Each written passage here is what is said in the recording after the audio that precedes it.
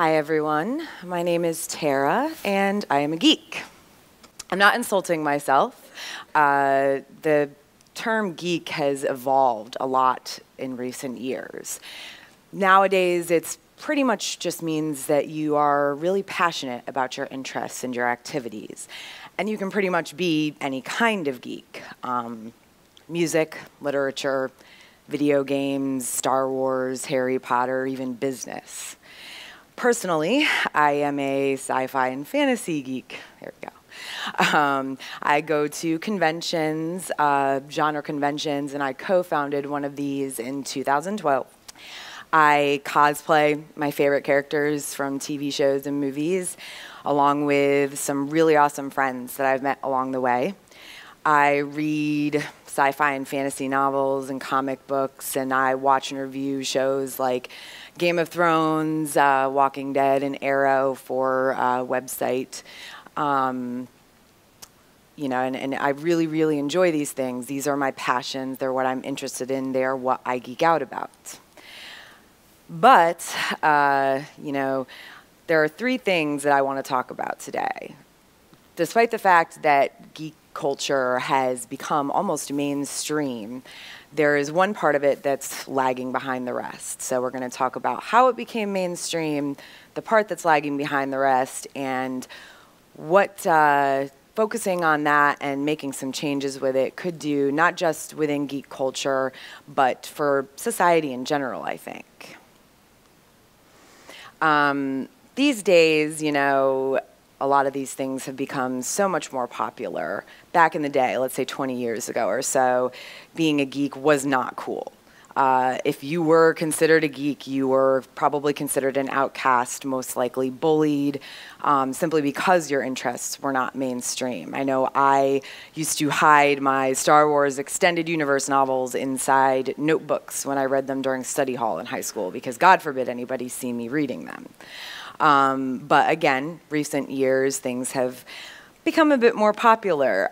Star Wars is probably the earliest example, but nowadays we've got shows like Game of Thrones, which is the most pirated TV show, and Walking Dead, which is the most watched show on cable. These came from things that used to be just for geeks, the Song of Ice and Fire novel series and The Walking Dead originally having been a comic.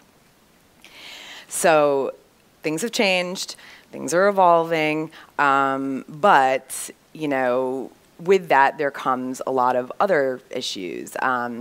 There's been an explosion in geek-themed websites, podcasts, blogs, subreddits, fandom communities online, and also conventions, genre conventions are springing up all around the world, and attendance to these is consistently growing.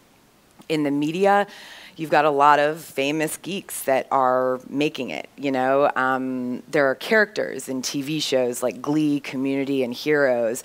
There are also geeks who are featured as themselves. Neil deGrasse Tyson, Anthony Bourdain, Bill Nye, John Green. I'm sure you guys know at least some of these names. And on top of that, some of the richest and most famous people in the world are geeks. If I were to mention Mark Zuckerberg, Bill Gates, or Steve Jobs, I'm pretty sure everybody in this room knows at least one of them, probably all of them. We also have, you know, geeks who became famous by playing characters from things that we love. Patrick Stewart, Ian McKellen, Daniel Radcliffe. And then additionally, we've got people like George Takei and Will Wheaton, who parlayed roles on Star Trek into their own places in pop culture. And George Takei is like super big on Facebook, so, and very funny, by the way. But if you notice something here, all the people I just mentioned are men. What's up with that? Are there no female geeks? Well, obviously that's not true, because I'm here. And I have a lot of female friends who love the same things I love. But what about famous female geeks? Ashley Eckstein, Felicia Day, Tina Fey. Out of those three, I would say Tina Fey is probably by far the most popular. But when I mention those three names, do you really think of them the way you think of Patrick Stewart or Bill Gates or Steve Jobs? I'm guessing the answer is no. So the fact that there really aren't that many famous female geeks is kind of an issue, but generally it's just an issue within geek culture that women are marginalized. And why is that? Well, I think we kind of have to go back in time a little bit and talk about self-definition, which is the process of understanding and defining who you are. This happens at a very young age, and it usually begins with 3 factors: education, marketing, and peers. In education, girls were often, told that we weren't supposed to be good at math and science. We weren't supposed to speak out in class, We weren't supposed to have strong opinions, and we weren't supposed to debate. Additionally, we were meant to be teachers or nurses or secretaries or mothers, whereas boys, they could be smart even if they weren't strong. We were kind of just supposed to be pretty. Things obviously have evolved a lot since then, and especially in the past 20 years. I think it's a lot different now than it was when I was in high school. But we also have marketing. Now in marketing, superheroes were marketed to boys, They weren't meant for girls. We were supposed to be into Barbie. We were supposed to be domesticated and beautiful. And on top of that, there really weren't many strong female characters for girls to grow up with. I mean, there was Leia in Star Wars in the late 70s and early 80s, and then we had Buffy and Xena in the 90s, but strong female characters, the fact that I can name 3 of them alongside hundreds of male superheroes is just sad. So that was an issue. But the thing is, despite that lack of strong female characters, women have always been into these things. We have always self-defined as lovers of Star Wars or Lord of the Rings, just as we've always self-defined as lovers of math or science or computers. We've always had those interests, we just tended to hide them, and especially more so than men did. And long after men felt comfortable opening up about the fact that they liked these things, maybe 10 years ago, 15 years ago or so, we were still holding ourselves back.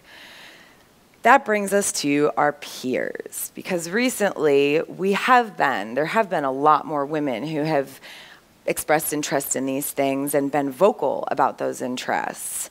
But our peers are still kind of not on the same level with us. We are called fake geek girls if we talk about our love for Game of Thrones. We are additionally just kind of, when it comes to men, they can go to a convention or walk around anywhere and wear a Captain America t-shirt or cosplay. And it's cool, it's almost expected, and they're praised for doing so, whereas you as a woman could go to a convention or be walking around the mall in the same t-shirt or in a costume, and you're going to be questioned and interrogated about your knowledge of these things. So not cool.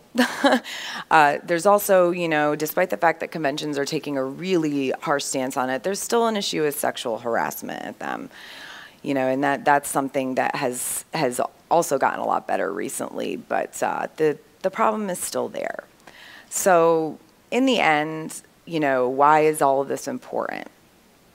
Well, as women have, become more open about our interests and become more vocal about these interests in geeky things, like Star Wars or Lord of the Rings or Game of Thrones.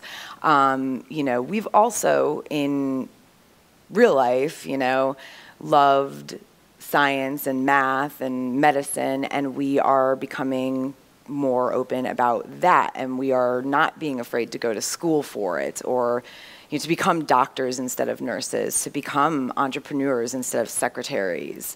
And because of that, it's just the mainstreaming of this geek culture. It goes along with the growth of women, in these industries. We are self-defining as these things. We're not afraid to self-define as either geeks or science lovers, either end of the spectrum anymore. So with that,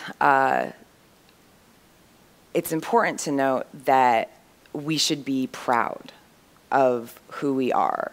Everyone, I think, could self-define as some type of geek. If you think of the one thing you are most passionate about, I think you could probably say you're a geek over that, even if it's sports, I have a friend who will freely admit that he is a sports geek, a football geek, I think is specifically.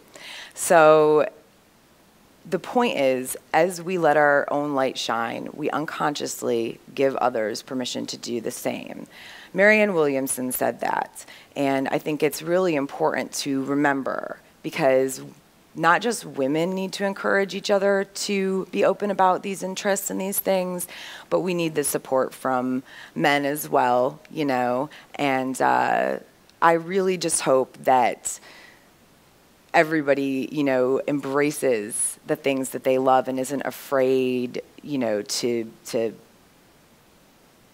talk about them, to get up there and say, like, I love Star Wars, I love Lord of the Rings, I love Walking Dead, I love math, I love writing, I love science, I love music. You shouldn't be afraid to express your interests. You shouldn't be afraid of the things that you love.